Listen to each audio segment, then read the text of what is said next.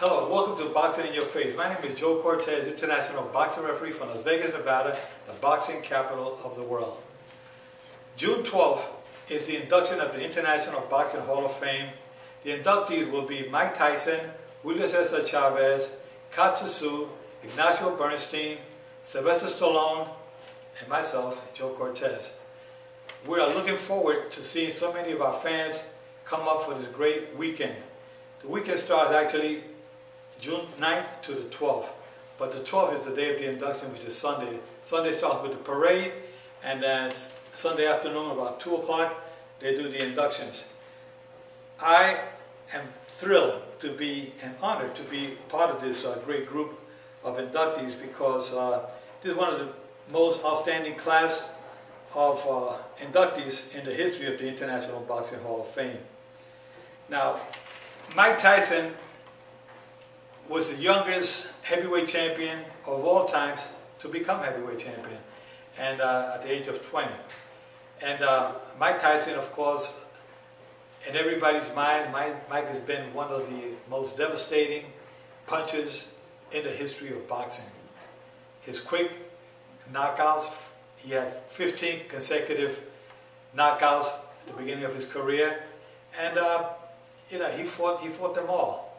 And he had great fights with Larry Holmes, which I was a referee in, with Lennox Lewis, with Buster Douglas. When Buster Douglas stopped Mike Tyson, that was Mike's first defeat in Tokyo.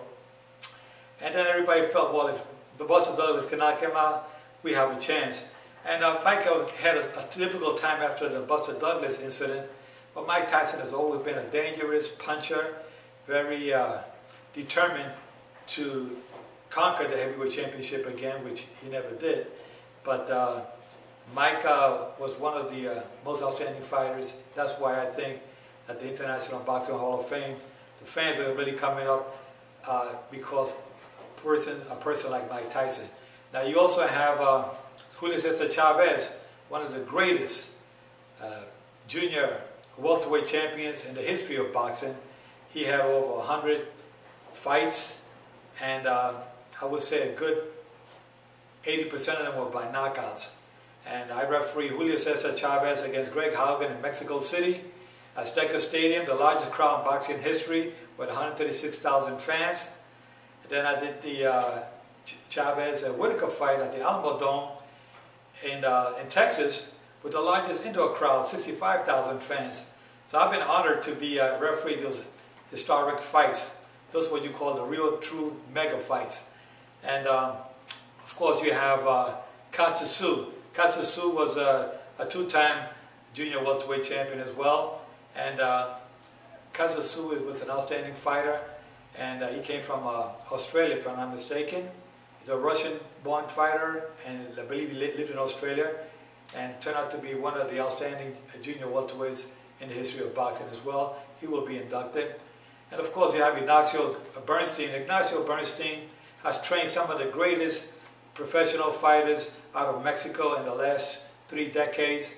And he's been involved with Julio Cesar Chavez, with Maromero Paez, with so many great fighters, Eric Morales, so many fighters out of Mexico, and he deserves being inducted into the Hall of Fame. And of course you have myself. I've been refereeing now for the last 34 years with over 170 world championship fights under my belt. And I've been in some real historic fights, Evander Holyfield with Red Bow, Mike Tyson, Larry Holmes, I mentioned before Chavez and Haugen, Sugar Ray Leonard with Camacho. The only time Sugar Ray Leonard has been stopped in his whole career was against Hector Macho Camacho, which is a surprise to everyone. And unfortunately, Sugar Ray Leonard was not able to continue. I had to stop the contest in around the 5th round. And Sugar Ray Leonard is one of the great fighters of all times. And I've done so many, refereed so many great fights, Roberto Duran with Iran Barkley,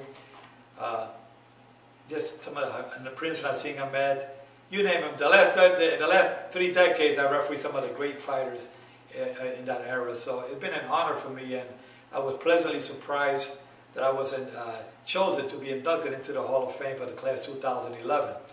So we're going to be having a lot of fun watching some of these inductees come June 12th in Canastota, New York. And for those of you that are thinking of going up there, you better make your calls or go online and check with International Boxing Hall of Fame, because from what I heard yesterday and today, they're pretty well sold out with all the events. But I believe the induction area will be open to the public, but all the special events are pretty well booked up already. So you have to call Ed Brophy at the Canastota, New York, at the International Boxing Hall of Fame. Go on their website, check them out, because that is an event to be seen. It is something very special. And by the way, we will be filming our show. We'll be broadcasting this show from the International Boxing Hall of Fame from June 9th to the 12th. And of course, the 12th is going to be the big day where Boxing in Your Face will be featuring all the events. And we're going to have some of the former world champions that will be present there. We'll interview them. I will be hosting the show in Canastota, New York. And from what we understand, we will be doing this show on a regular basis, on a weekly basis for Canastota, New York. So I want you guys to stay tuned and really check out this website to keep you up to date of the latest of news of the International Boxing Hall of Fame.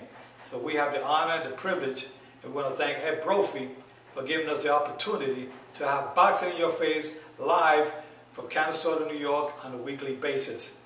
Now we're going to talk a little bit about some of the most recent fights. In the last couple of weeks we had some big upsets, and one of the biggest upsets was James Kirkland, who was undefeated with 25 professional fights with 24 knockouts, and that was the referee, and he fought a gentleman from Japan. I can't recall the name offhand, but in the first round Kirkland went down 3 times, and I would have given him the benefit of the doubt to continue, but I didn't like the way he landed the 3rd time. And when I saw his eyes roll back, one of my main instructions that I give the fighters in the dressing room is safety comes first. My main concern is the safety of the fighters, and I think that James Kirkland can come back another day, just like the Emil Griffith when he fought Reuben Hurricane Carter in Madison Square Garden back in the 60s. Reuben Hurricane Carter knocked out Emil Griffith in the 1st round. And what's the history behind Emil Griffith? Not only did he become welterweight champion, but he became middleweight champion. Was champion on five different occasions. So James Kirkland, if you're watching this show, you still have an opportunity. I gave you a chance to come back another day. I don't want to risk anybody's life because he looked like maybe he wanted to continue. No. My job is to protect the fighters from taking unnecessary punishment, and that's what I did that night. I was in his corner to make sure that nothing happened to him seriously. He can come back another day. Now there was another upset. Eric Morales fought Marcos Gino Maidana. Great fight. 2 fighters that really came to fight from bell to bell, from the 1st round to the last round. Maidana hit Eric Morales with a left hook in the 1st round on the right eye, and the right eye was almost completely shut at the end of the 2nd round. And Eric Morales was fighting with a handicap, only with one eye, just about the whole fight. He made it through.